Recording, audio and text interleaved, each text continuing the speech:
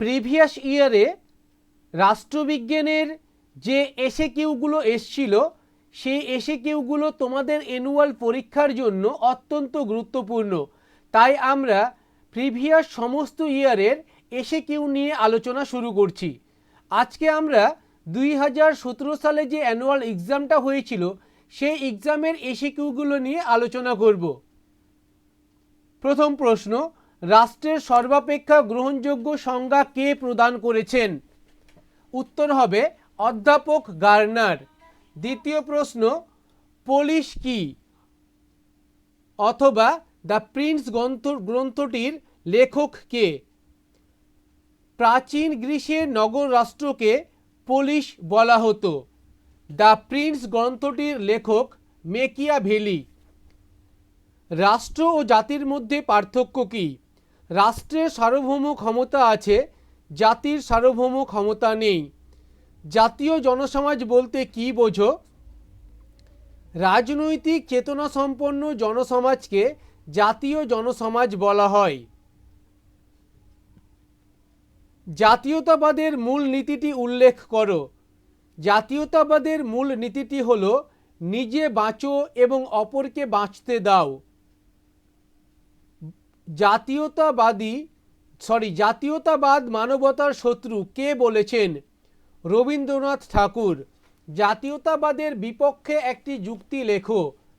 বিকৃত জাতীয়তাবাদ জাতিভেদ এবং জাতিবিদ্বেষ সৃষ্টি করে। প্রোলেতারিয়েট আন্তর্জাতিকতা বলতে কি বোঝো? শ্রমিক শ্রেণীর আন্তর্জাতিকতাকে প্রোলেতারিয়েট আন্তর্জাতিকতা বলা হয়। বিদেশি ও নাগরিকদের প্রধান পার্থক্য কি? নাগরিকদের রাজনৈতিক অধিকার থাকে, বিদেশিদের তা থাকে না। অর্থাৎ যারা নাগরিক তারা ভোট দিতে পারে কিন্তু বিদেশিরা ভোট দিতে পারে না। নাগরিকতা অর্জনের জন্মস্থান নীতি বলতে কি বোঝায়? শিশু যে দেশে জন্মগ্রহণ করে সেই দেশের নাগরিকতা অর্জন করবে। এটাকেই বলা হয় নাগরিকতা অর্জনের জন্মস্থান নীতি। অর্থাৎ একটি শিশু যেই দেশে জন্মগ্রহণ করবে সেই দেশই হবে সেই শিশুটির সেই শিশুটি হবে সেই দেশের নাগরিক। এটাকেই বলা হয় নাগরিকতা অর্জনের জন্মস্থান নীতি। দ্বৈত নাগরিকতা কাকে বলে?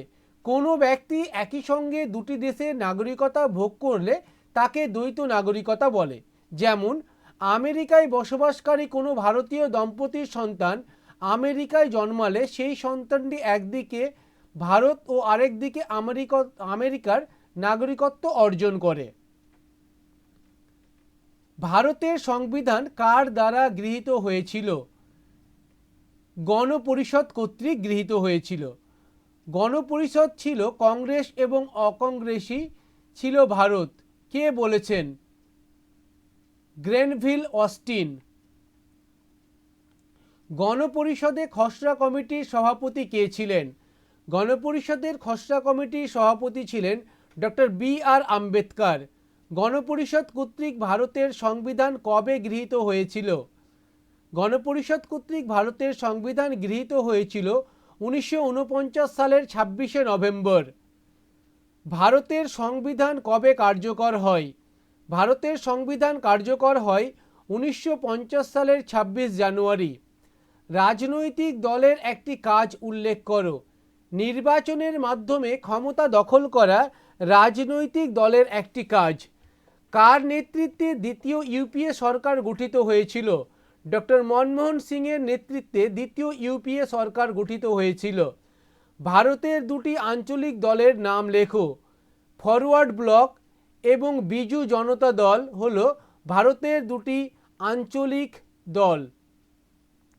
ভারতের প্রথম মুখ্য নির্বাচন কমিশনার কে ছিলেন?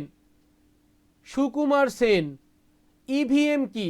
ইভিএম হলো ভোট গ্রহণ যন্ত্র। আঞ্চলিক নির্বাচন কমিশনারদের কার্যকালের মেয়াদ কত? আঞ্চলিক নির্বাচন কমিশনারদের কার্যকালের মেয়াদ 6 মাস। পরের অ্যানুয়াল এক্সামের এসএকিউ আমরা আলোচনা করব নেক্সট ভিডিওতে, তাই তোমরা চ্যানেলটিকে সাবস্ক্রাইব করে রাখো। ধন্যবাদ।